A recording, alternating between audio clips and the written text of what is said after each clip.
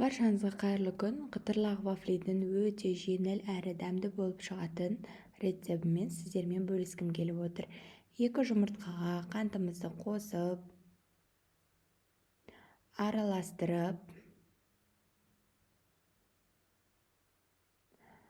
ұнымызды ситадан өткізіп,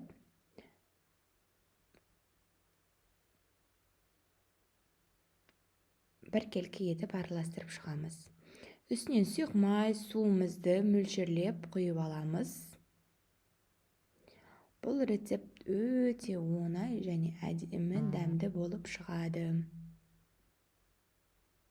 Ал тестамыз дайын болғаннан кейін екі жағында маймен жағып шығамыз.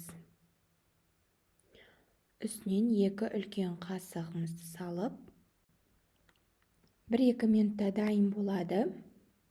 Өзі қызарып шығады. Мысалы, менде мына жақта жасыл жанып тұрады. Дайын болған кезде міне ыстықтай аламыз.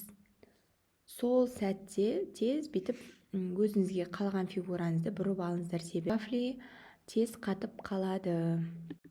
Ал ас болсын, комментарийға қалай шыққанын жазып кетсеңіздер, және де менің каналыма тіркеліп кетіңіздер. Қолдау ретінде рахмет.